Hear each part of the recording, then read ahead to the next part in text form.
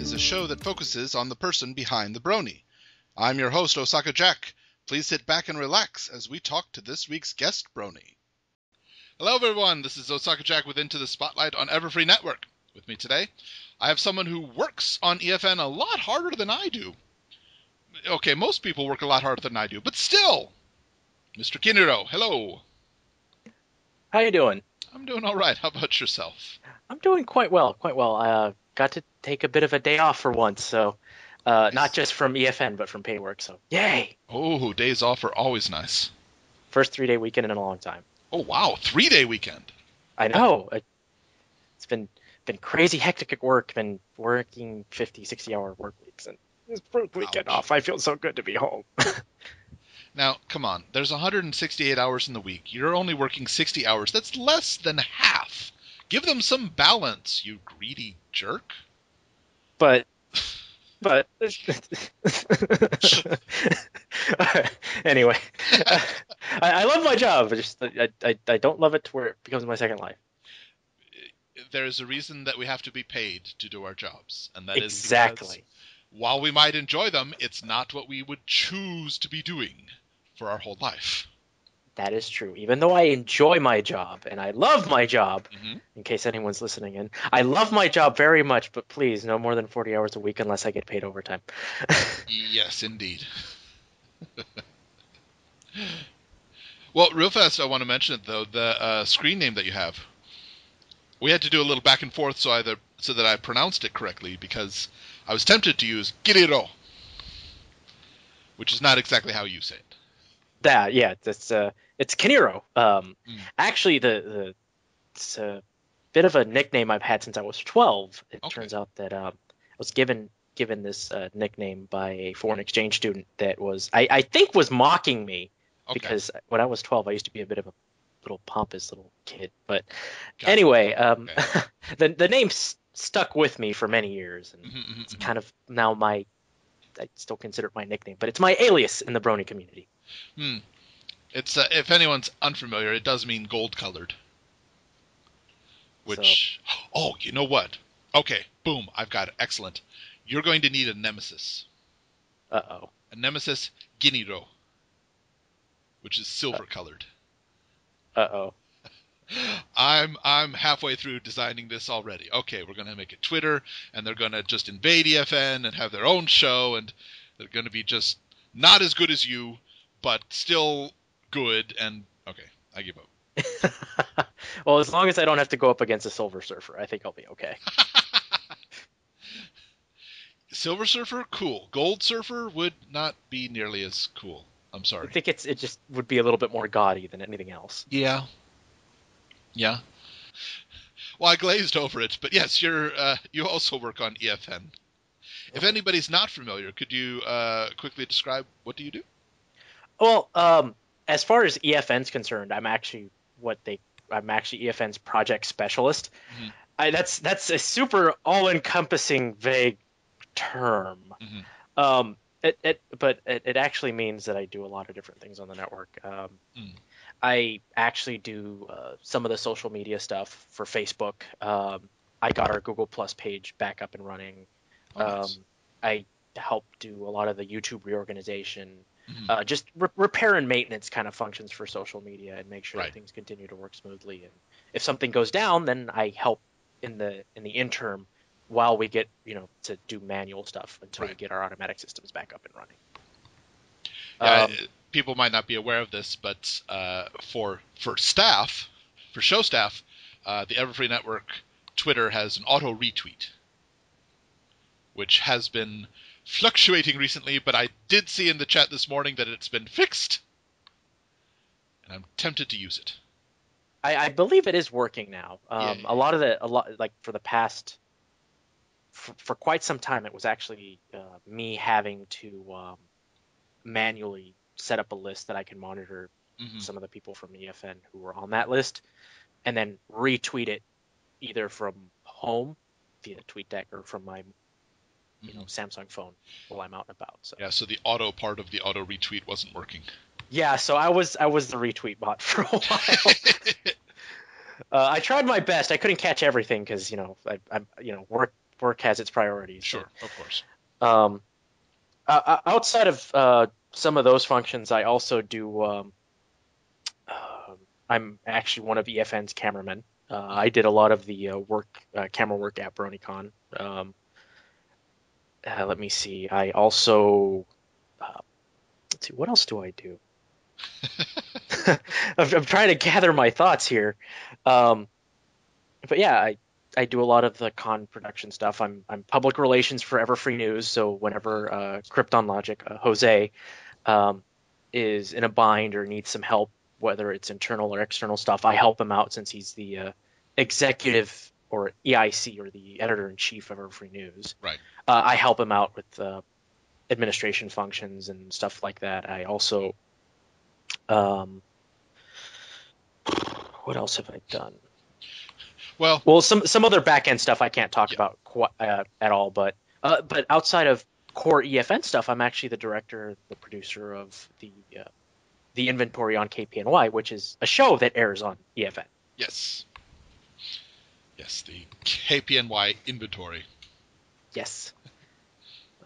Speaking of the back end thing, turns out I don't need the Black Ops this week, but maybe next week. So. Okay, I'll make sure that if you do need that though, that we'll get the right paperwork so we can process that hit on that one individual that you said that you don't. Oh, sorry, sorry, I shouldn't be saying that right now. Turns out I was actually mostly asleep and I put a hit on myself. I need to cancel this as soon as possible. Oh yeah, that's actually not my administrative function. I think I have to redirect you to someone else. Okay, great. They tell me that a person who has a hit on them can't call off a hit, and yet I'm the one who put the hit on myself. This is okay. Bureaucracy's gonna get me. Well, you could always, get Osaka Jack from Universe B and have him call it off for you. That's true. Yes. Okay. All right. I'll get the portal ready. All right. Let's do it. Do we need any more nachos while we're out there? Turns out, I'm going to let you in a secret. Nachos don't exist in our universe. We've been importing them from a universe that's adjacent to ours. Oh. So if you enjoy nachos, you're welcome. Oh, so that explains how they get that texture of nacho cheese. Yep, exactly. Because, after all, the cheese doesn't belong to us. That's right. It's nacho cheese. Wow. I have no idea where we have gone. It's a fun little place, but perhaps we'll get back to something people can recognize. We have gone where no EFN staffer has gotten. Well, no, I take that back. We go there quite often. Yeah, we go there all the time. We go there all the time. Behind closed doors, we're actually a very, very fun group. We shoot the crap, so to speak. Yes. Quite a lot, and we actually have a lot of shenanigans, and which actually, a lot of us at Everfree Network had the opportunity to meet up in Southern California this past couple month or so ago. Mm-hmm. Yeah, that was good. That was given the joke name that apparently there is actually something by this name, but by that time it was too late. But it was EverCon. Right? Yes, it was EverCon.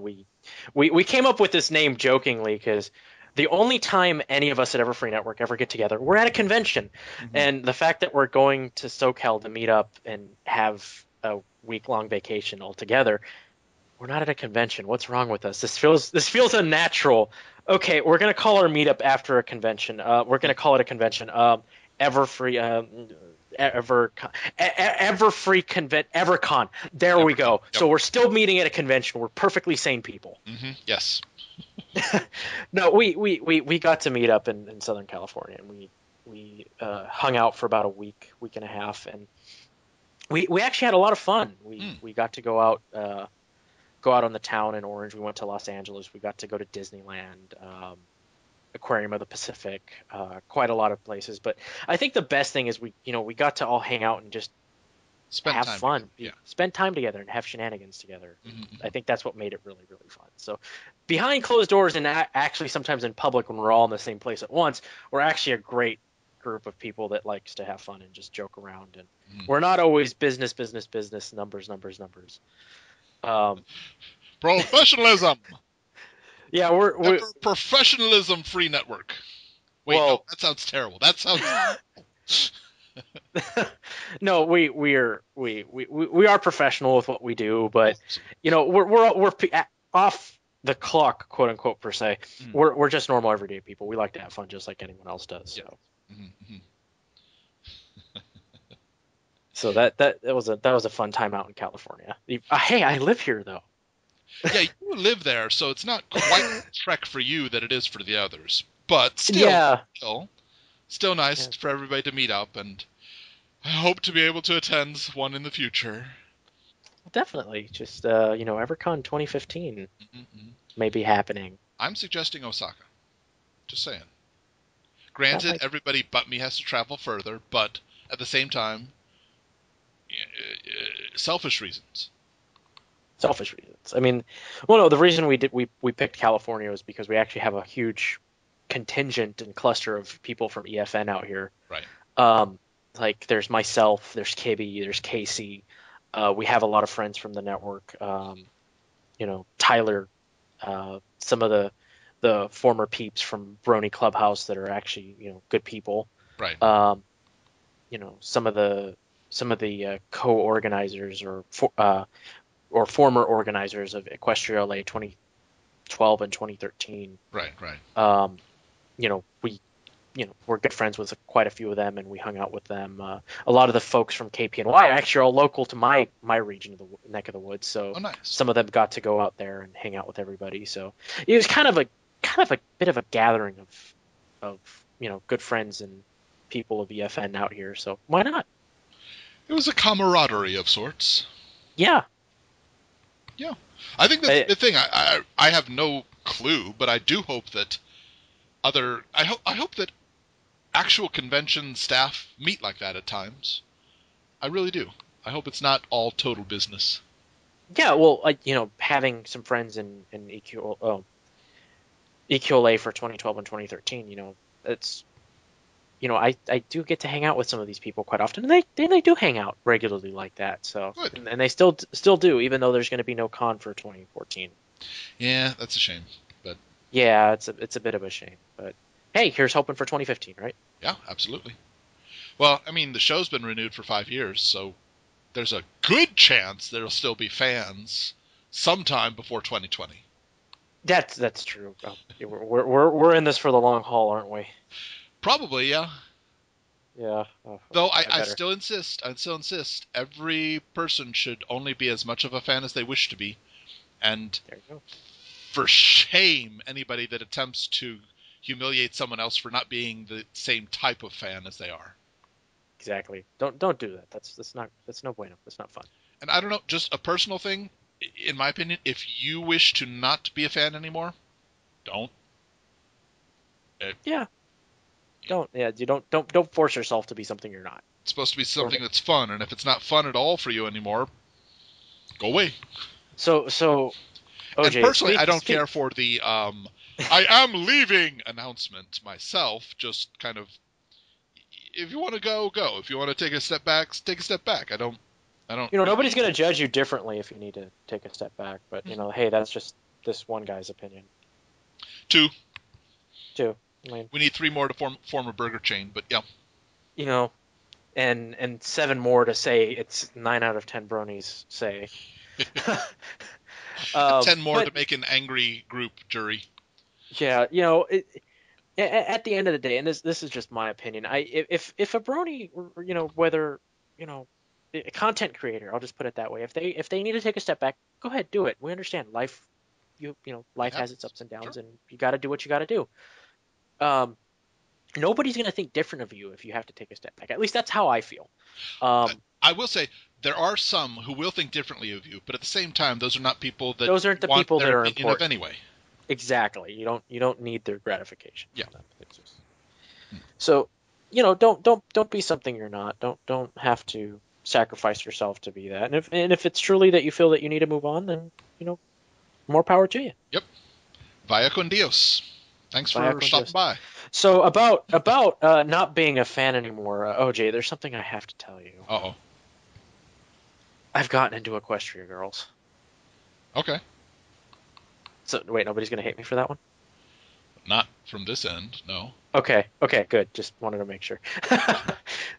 I will admit fully that at this point I haven't seen the trailer for the new one. So, judgment reserved. I don't think I'll start disliking you and stop listening to you at that point, but I will allow for the possibility. I haven't even seen the trailer for the new one. It's okay. I'm waiting on I'm waiting to see how it'll turn out. Maybe they'll have another Los Angeles Film Festival or something that I can go to watch this. Yeah. If you're listening to this, you can take the hint. I don't know. For me personally, I didn't dislike the movie. I didn't find it to be groundbreaking and surprising in writing as I do the show. Mm-hmm. But I didn't have a problem with the movie. I was shocked at how strong their necks were. Right. Okay. This is my honest to God opinion on Equestria Girls. Have you seen Fringe? I have not. No, I'm sorry. The television show Fringe. Oh. I know of it, but I haven't seen it. Okay. But I'm sure everybody else listening has, and I'll get shamed for not watching it. But go ahead. Okay. If you've seen the show Fringe, the alternate universe, they go through the portal. Think about it. What you just watched was a bona fide version of Fringe without Dr. Bishop. Think about it. Nice. I rest my case. That's why it was a great movie. Nice.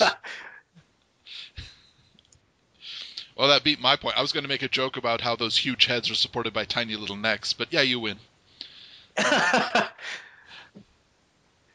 Well, I don't know. I thought it was an all right movie. And for being one of the few people that got to go see the premiere in Los Angeles when it happened. Nice. Yeah, I did enjoy it. I mean, I thought it was kind of short, and they could have done more with it. But again, you think about it, and you're like, kids movie, attention span of a 12-year-old to a 7 to 12-year-old, 90 minutes. Okay, I kind of see why. I can see that. Yeah. So I did. For me, it seemed to be a good cartoon, but yeah, I wasn't surprised by any plot point at all. Exactly. You know what? I kind of got a laugh out of it because it's like it's making fun of all of the high school cliches. I love this. This is a good point. Yes. I kind of wondered, and no disrespect to any of the writers who worked on it, I thought it was wonderful, but I kind of feel at the same time they probably had like a dartboard with things pinned to it and said high school cliches. Let's see which one we can hit. Okay, Teen Crush. We got that one. Let me see the next one. I got the next one. School dance that determines the fate of this person's life as far as they know it. Okay. All right, let's do that. Okay, let me do one more. Okay. Teen Crush has awesome car. Oh, okay. Yep. I got one more. Guitar. Okay, we need a guitar for the Teen Crush. Okay. Oh, wait, one last one. Hold on. All right. I have a cleanup montage of gymnasium. All right, we got ourselves a movie. Let's go. No disrespect. This last one. Oh, I failed. I missed the robot involved in the montage. Okay. So it's not a perfect 80s, but pretty close. Oh, that's true. Well, we could have just sat and watched Saved by the Bell, too. Yeah. The only thing missing there was no robot. There was no robot, especially as a hall monitor. Next one coming up. Hey, we never know. But no, I really love the movie, but it was so full of cliches, and I'm a person who loves cliches, especially when they're orchestrated so well. Mm-hmm. It was to me, I was kind of laughing at there, and I actually took Fairy Tale, one of the writers of KPNY, with me to go watch it, and we're like, I would look over to him during the premiere, I'm like, did they just really do that cliche right now?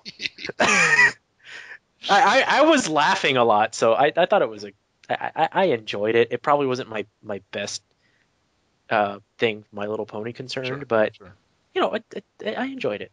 Right. We've mentioned it a bit, but if anybody is not aware, which is possible, could you describe what is KPNY? Okay, so KPNY, it's a radio drama where several ponies from Equestria have come across an invention that's actually created by one of them that allows them to see our internet. And pretty much one of them one of the characters from KPNY has discovered that there is a huge following of all things that are related to Equestria and Earth. And to him, he finds this exciting, and he decides to share this entire discovery with the rest of his friends. And his group of friends go to the local radio station in Ponyville called KPNY, and they pitch this to him. This is a hot story. We need to share this with Equestria. And instead of it just being a story that's a one-time thing, the radio station offers these ponies, we'll do a radio show on it. Nice. Okay. So the entire time, these ponies are researching this group of humans that have this fascination with Equestria. Sounding familiar, anybody? And start researching why they like Equestria and what they do because of it. Oh, and it's what they do because of it that makes it so interesting. All these humans are writing stories and creating music and artwork and videos and comics and crafts, and why? All because they love our land. They love the ponies that inhabit it. This is so strange. And then that's pretty much the basic premise, and as the story goes on, it's that these aliens that they've been talking with, they've been researching in humans, the humans that they've been researching, turns out that they have the ability to listen in too, to what they've been saying. So we've gone past fourth wall. We're in the fourth wall to the eighth power at this point? Probably, yeah. But it's not discovered early enough, which is I guess is a spoiler in itself for those of you who haven't listened to it. But it's first season. The first season is pretty much the extended epilogue, kind of. Not epilogue, but prologue. Excuse me. Right. Of it's the ending of the beginning. That would be interesting if the entire first season was, we're finished now, we can't do it anymore, and then each season we go back a little bit further and find out what happened the previous day. That would have been an interesting take. I'll take a note of that for next radio drama I do. But yeah, it's just, these ponies are, becoming intrigued and obsessed with what these humans that they now discovered are called bronies are creating, all because of the ponies of Equestria. And they start to share these findings with, the rest of Equestria over the radio via KPNY, their local radio station in Ponyville. And what are the consequences of doing that? What are the consequences, and what are the results of doing this? Gotcha. Is Equestria going to be open and receptive to this idea? Or are there going to be, other ponies that don't like them because of this? Or, what are the consequences? What are the direct results? I think that's the main focus of. Nobody's ever asked this question before, and let alone make it into a radio drama. Right. Look at it from the ponies' perspective. If they had a perspective to look on us, what would they think? A little interesting, isn't it? Yeah, it is. And let's see, currently, what season is airing?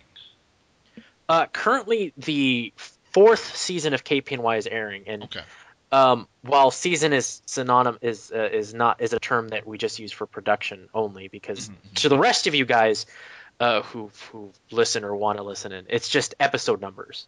Okay. It's the current episode is 21. Okay. That just aired. But for us on production staff for KPNY, we call it seasons because we actually make a batch of anywhere between 6 to 9 episodes in one go. Gotcha. Okay. So we call that our production season. So right now we're in production season 4 that's airing. I see. Okay. So that's just a term that's backhand for production. Now, and I have to ask this because this is usually a tough question for creators on the web who do a story. Is there an ending? You don't have to tell me what it is. Don't have to tell me what it, or if you don't want to, don't even tell me when there is. Just, is there an ending? There is an ending. Okay. It just annoys me to no end when somebody will make a great story and it keeps going, but it soon becomes very obvious that they have no idea where it's going and have no intention of ever reaching any conclusion. No, it KPNY definitely has an ending. It's Okay. something that both myself and Fairy Tale, who um, sat down a very, very long time ago, Hmm. and we hashed out how and when Okay. KPNY, the radio drama, would end. I don't want to give anything away, but Of course not. I refuse um, to allow you to. if you caught on to something I said earlier in this interview with, you may know what it involves. We won't draw It's attention to unintentional spoilers. No, we won't. it's super obscure, and if you get it, tweet me or DM me, and we'll talk from there. But it's super obscure if you've got it so far. If you did get it, tweet at him with the hashtag Kiniro, and you'll be able to become his nemesis. So yeah, it's the KPNY does have an ending. It's something that's we have hashed out for quite a long time. So like an actual radio drama. It does have a beginning. It does have an end. Mm-hmm. I will say this though. It's not really a spoiler because for those of you who listened to the first episode, Mm-hmm. that first monologue from the first voice you hear is actually one of the speeches that you will hear in the final episode. Okay. That's the only thing I will give you. Mm-hmm. I refuse to allow you to give any more. So fair enough. Do your so own. Yeah, I mean, Yep. so yeah, the entire radio drama, it's pretty much just ponies from Equestria have discovered us bronies, and they're trying to make sense of why do they do these things, but at the same time they make all these awesome creations for the love of our land and the bearers of the elements of harmony and our princesses and everything about it. Right. But the biggest thing with this radio drama that makes it interesting is there's one big risk with doing this. And you have to ask, the biggest risk about it is that you're essentially connecting two worlds here. Yep. What are the possibilities of things that may happen already? The things, and if you've listened to it, yes, are you going to be introducing arugula to the salad world, or are you going to be introducing the bullfrog to Australia? Exactly. It's kind of like looking at it from the pony's perspective here. You look at it as they find this interesting, but why? Mm-hmm. I think the recent episode of KPNY episode 21, we actually had a well-known pony call in. Mm-hmm. And for those of you who know her by the fandom name, Colgate. Actual name, Minuet. Yep. We had her call in and voice her opinion about bronies. So you have to think about this. This is something that you're going to come across anyway. You're going to have to see what other characters think about, and what do they think about bronies and why. Just all these potential questions you see yourself coming to ask yourself. Could this happen? And you say, yes, it could, and you do it. You have to answer that question. Right. Like, for example, would you see a character coming around to, trying to interview the main cast of KPNY and seeing why is it that they do these things and why are they doing this? And could it be possible that interview was very slanted? Mm-hmm. Sure. Because isn't Equestria kind of xenophobic in a sense? Because heck, a zebra comes to town, everyone locks their doors. Yes, this is true. So why would Equestria be thinking, oh, these aliens who are humans who obsess about us do all these things? Think about it. Mm-hmm. Yep. And what other factors and what other scenarios can come from connecting these two worlds? And I think that's the biggest thing that we enjoy writing this and doing this radio drama for, because if you've probably thought about it, so have we probably. Yeah. A few times that I've spoken with you, it's not something you do off the cuff. You've got a plan down. Mm-hmm. So you've discussed things. Do you how did it the radio drama in itself come to be? Well, that's a very good question. It actually back in October 2012. Oh, you're good with dates. I'm not. Okay.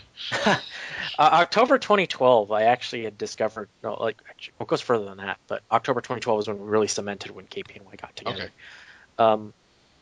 But a couple of the local bronies and I formed a group together, and we kind of figured, well, hey, we should, do.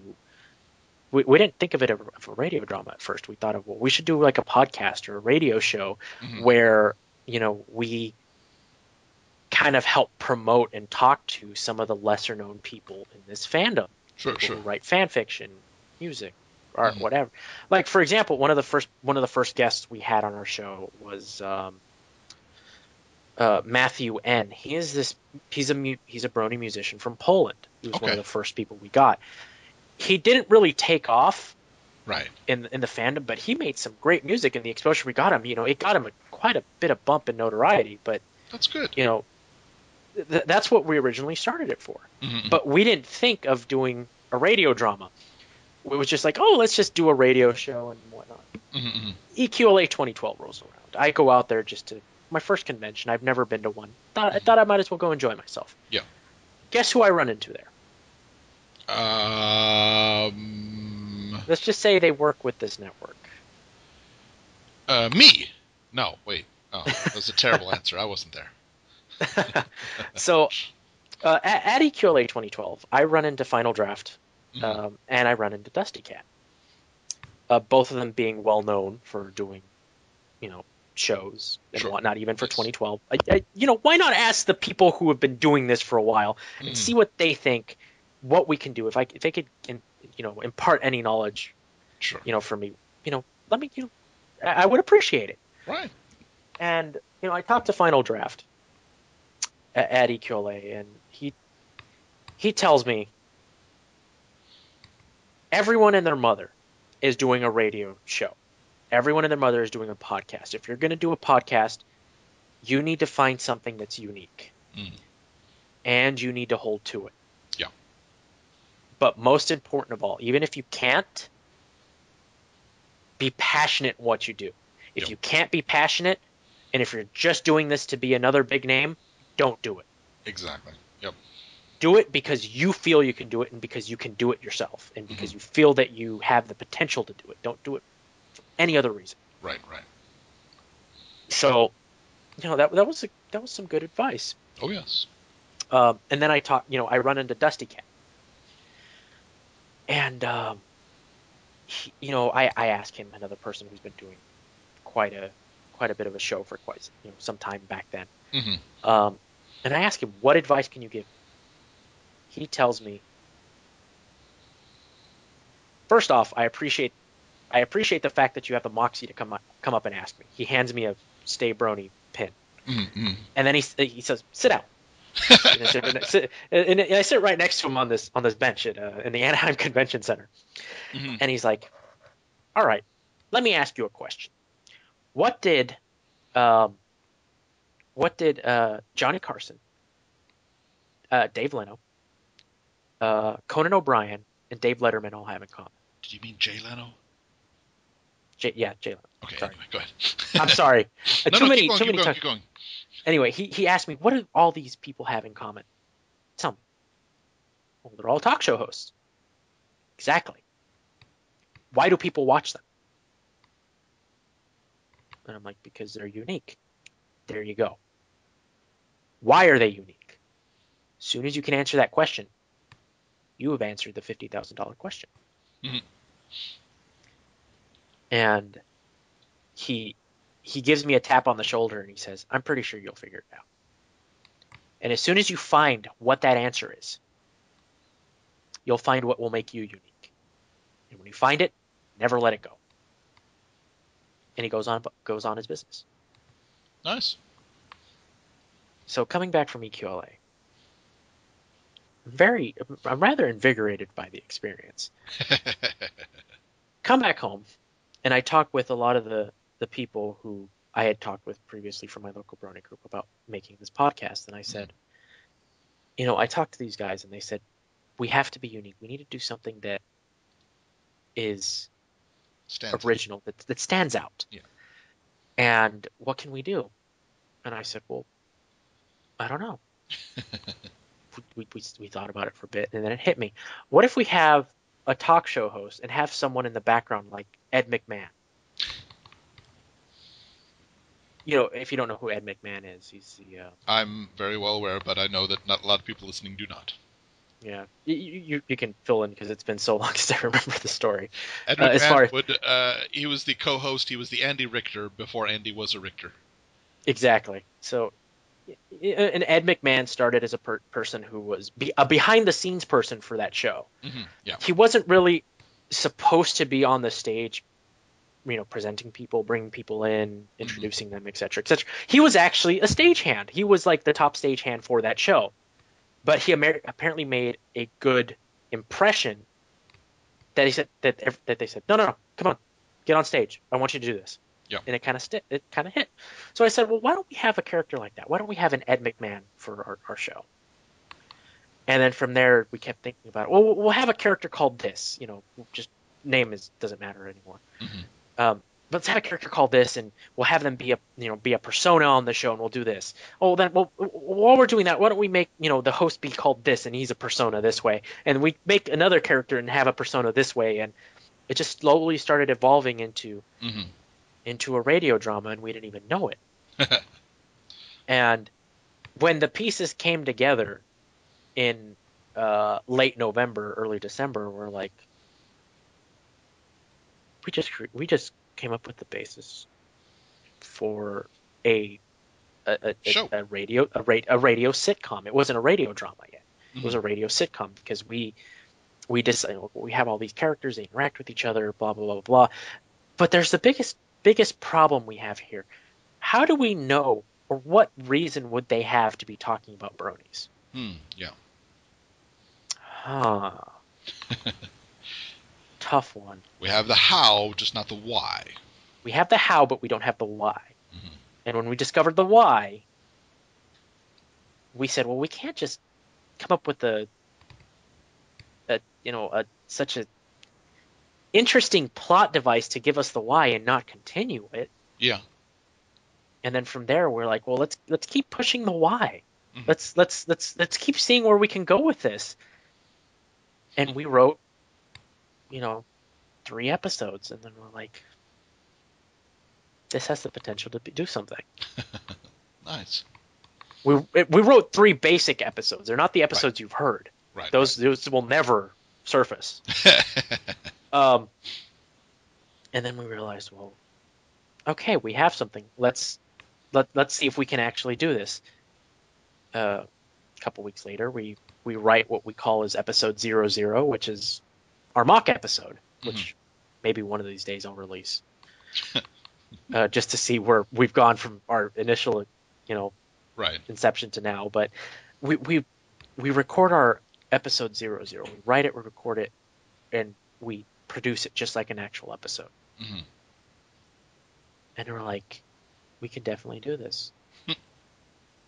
This was our pilot episode. And we think we can do this. And I look at everyone on staff at the time, and I said, look, what we're getting ourselves into, by all means, is not going to be easy.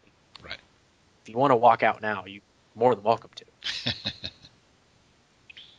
But I literally said, we're looking at the beginning of a radio drama. And, not a single one of them walked away. That's good. And, a couple months, a couple weeks roll by, we write the version 1 scripts of episodes 1 through 4. And we just start hammering it out, and we produce it, and we put it on YouTube to see what kind of feedback we get. And at this time, I'm still communicating with Final Draft and all that other stuff. And, he thinks it's an interesting concept, but it's too, as he said, it's too shotgun approached. Okay. So he gives us that vital feedback. Well, we need to narrow it down. And then, I meet him at LPU. That's what he told me. And then he says, try to find a focus. See what you're trying to go for. You have a great idea. You just need to clean it up a little bit. Gotcha. get home from LP, which was in February 2013, and I sit down with the rest of the staff and I said, we need to rewrite the first 6 episodes. Mm-hmm. Because we had produced 6 at that point. And I said, we need to rewrite the first 6 episodes. We need to have some form of continuity and have a story that goes with this. Right.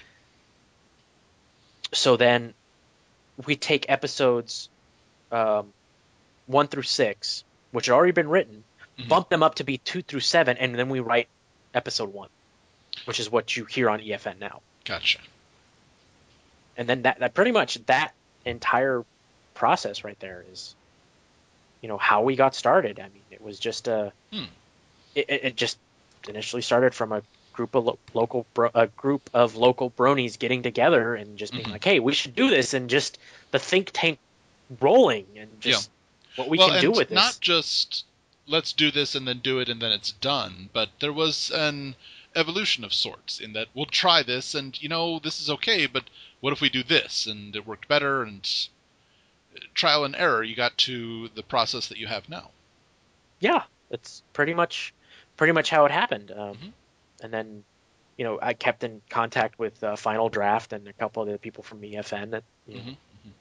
and I kept giving them status updates on how we were doing and how we were going about. And Mm-hmm. by the time EQLA 2013 rolled around, we had started producing our second season in what we called it, production-wise for everyone on KPNY, we called it EFN Standard. Right. Okay.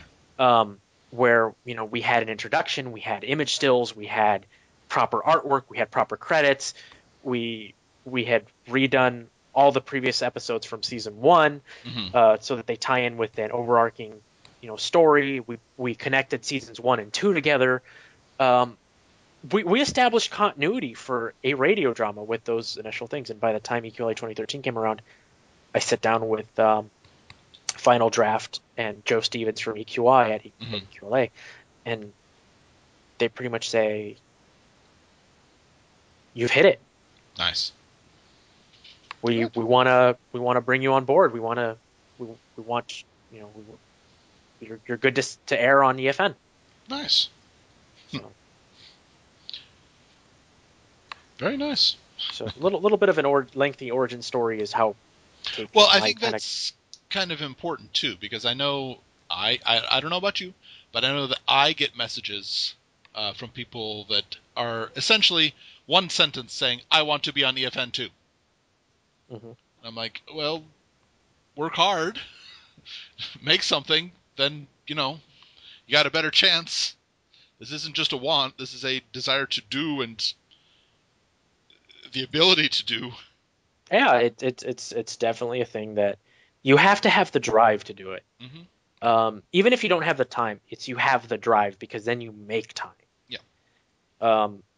And most importantly, being a part of EFN, it is a lot of hard work, but the biggest thing is, can you put your feelings for, I want to say for pride for what you do. Okay.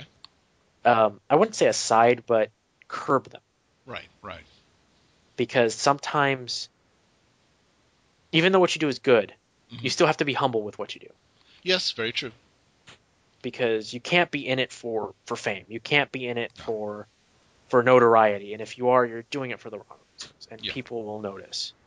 Mm-hmm. So. Yeah, you have to do it because it's something you want to do, or are driven to do. Exactly. Mm-hmm. Yep. So fortunately enough, a lot of the people on KPNY staff have, been that caliber of person, and I'm honored to work with all of them. Good. Frustrations aside, because being in charge of anything, you're always going to be frustrated with somebody. Absolutely, yes. That's how groups of people work. Yes. Yeah, but I'm honored to work with each and every single one of them, and I could have not picked a better group of people to do this radio drama with. That's excellent. Which actually leads into something else. Upon getting into getting KPNY involved with EFN, the first convention I actually went up with EFN as a part of the group was actually Everfree Northwest, where I met you. Oh yes, that's right. Back when KPNY station uniform was nothing more than a shirt with an iron-on patch. But that was the first convention I went to work with EFN. Not intentionally. I just went to go have fun, and Right. I volunteered myself to go work with everybody. I went and I did food runs for people. I went and I ran equipment and stuff for people, and it was fun. I got to enjoy it. Come BronyCon, they needed a lot of people to help out, and they were asking anyone who was going to be going to BronyCon from any of the shows, any friends of EFN, if you wanted to be on staff for the production team for that. And I thought, I'm going. Why not? Yeah, really. I volunteered, and well, I'm pretty sure you heard the story somewhere through the grapevine, but I was that one guy that was manning cameras for 20 to 22 hours a day. Yes, yes. Along with a lot of the other guys, especially Dave. Props to you, dude. Dave, Rich, everybody, they all kicked major butt. Indeed. But I do have a little bit of a story for that. I apologize for the one swear that I'll ever say on your show. Uh-oh. It's not as bad as you think. Okay. But at Are you going to say BronyCon, Belgium again? Okay. No, Okay. Luxembourg. Oh.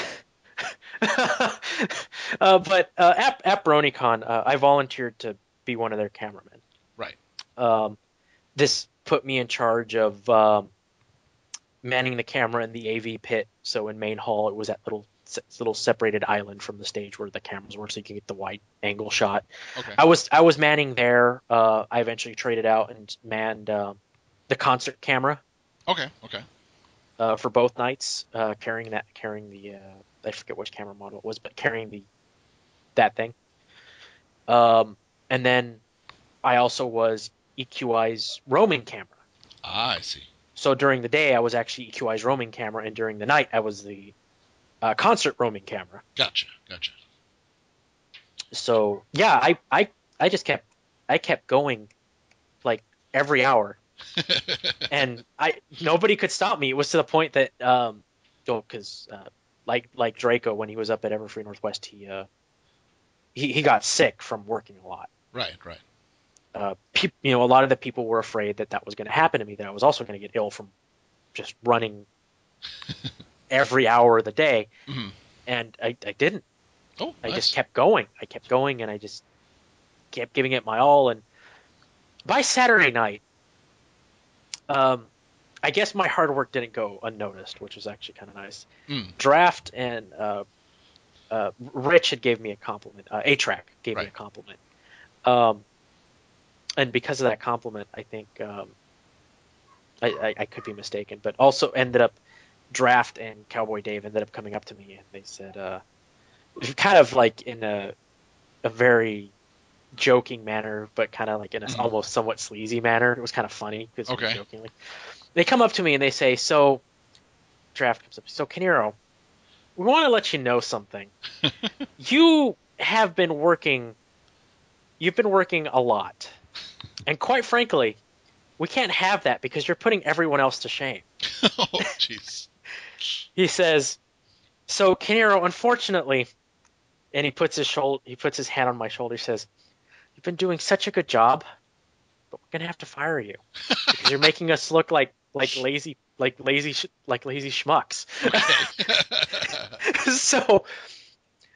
So Draft says, well, now that you're fired, you're officially a free agent. So at this point, I'd like to offer you something. And out of the back, from behind him, he pulls out an EFN shirt and he hands it to me. And he says, I want you to be a part of EFN's production staff. Oh, cool.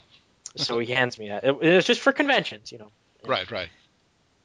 He says then he says, congratulations, dude, you've earned it. And Dave, with the smart ass remark, the swear you'll hear is just the ass word. Gotcha. He says, Kiniro, K-san, you've been working your ass off so much that you are putting us to shame. You're raising the standard. You're putting the curve way too high for everybody. Because a lot of us here, while we're working hard, we're working hard at half-assing it. You're working hard at full-assing it. And he says, and we just can't have that. Says, and then he just taps me on the side of my shoulder. He says, no, you're doing a good job at full-assing it. We're honored to have you here with us. Nice. So that's great. From then, I've slowly, like ever since BronyCon, I've been slowly getting more involved with EFN core functions, with social media and reorganization for YouTube and whatnot, and being a part of production staff and everything else. It was kind of going in that trend since BronyCon, and I kind of was honored to be more involved with everything. That's great. So that's good. So it kind of, I couldn't say how I became a part of EFN's core staff without saying KPNY's history, because I kind of went to BronyCon to kind of represent KPNY specifically, not necessarily EFN, and it turns out that I did such a good job just helping out that they wanted me to be a part of production staff. So there you go. There's the moral, kids. Work hard and you might get something. It happens. It does happen. It's true. I mean, I used to be in the fire department. It used to, hard work pays off. Oh yeah, it really does. Well, I have to hit you. A question that I ask in each of my interviews. In all of My Little Pony, what would you say is the one line or one scene that defines you as a brony? The one scene that defines me as a brony? Yeah. One line or one scene. Okay, I'm pretty sure you've heard this one before, but I have to go. Okay. I have to say it because this one hits home to me as a person. I just don't know what went wrong. Okay. It hits home to me because I've been that person, who, would try their hardest to make things go right, and no matter what I would do, things went wrong. Things went wrong. Right. It's like no matter what I do, just things go wrong. Sure. And because of it, I feel like, in some aspect, fourth wall breaking here for that comment, for why that's my favorite line, is a lot of people will judge you because of that. Sure. Because of your mistakes, even if you're doing your hardest not to make a mistake and you're trying to genuinely help, but people judge you because of the mistakes that you make. Yeah. And that to me hit home, because when I saw Derpy actually go through the motions of trying to genuinely help, just to be for being on the show, genuinely helping as a character. Right. What happened? Everyone who watched the show genuinely loved Derpy for who she was. Everyone who didn't know Derpy immediately jumped on the bandwagon of, that's a bad influence. And that's something you should not be because of that influence. Gotcha. But that's not really the case, is it? That's not really the case. So to the people who don't know me, I'm looked at as that, I guess, somewhat bad influence. Whether I was in the fire department, whether it was because I was a brony, whether or not because I was a hard worker, and whether or not, certain things weren't to the ideal standard, or because, you didn't go to college and you didn't do this and you didn't do that and you're a bad influence on my son, or daughter, or what have you, or just I would get prejudged because of that. Right. I see. And it hits very hard to home. I can see that. Sure. But the people who know me for who I truly am know that, mistakes aside, I'm genuinely trying my best. Yeah. And I think that's where that one line from Derpy is what defines me as a brony, because those who know me as a brony, and those who know me outside of being a brony, like me for who I am. I think that's a good one. It applies.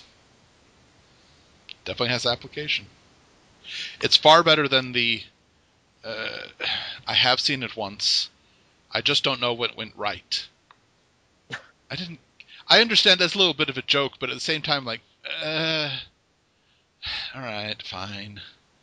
Not the real message that's supposed. Okay, whatever.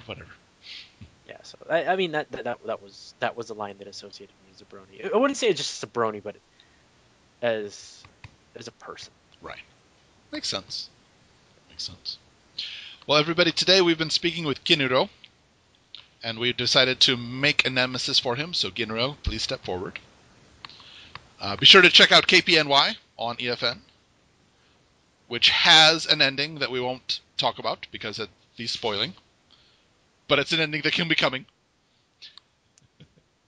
And it hopefully will be done by the end of the year.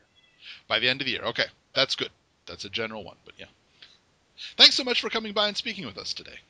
It's always a pleasure, dude. Don't get to do it often, but it's always a pleasure. Everyone, this is Osaka Jack on Into the Spotlight with Everfree Network. We'll catch you next time.